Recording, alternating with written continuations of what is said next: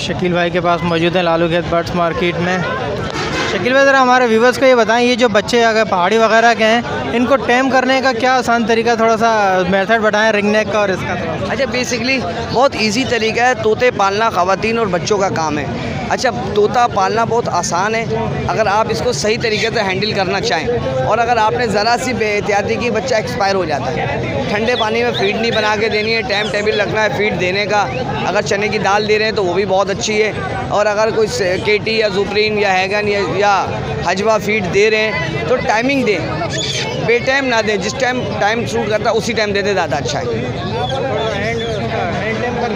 Hand time करने के लिए बचपन से ही बेबी पाला जाता है और उसको हाथ से खिलाया जाता है, वो हैंड टाइम बनता है। हाँ, बाकी कोई ऐसी ख़ास टिप्स नहीं है। 3 से 6 महीने में तोता ट्रेन हो जाता है, फ्लाइंग बर्ड बन जाता है, उड़ के हाथ पे आता है।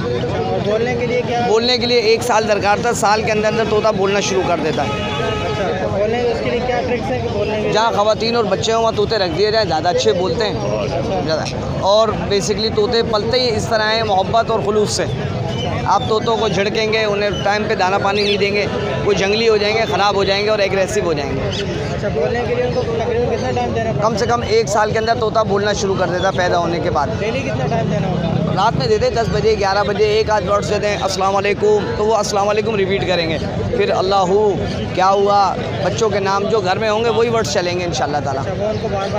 वही वर्ड्स बार बार दिए जाएँ।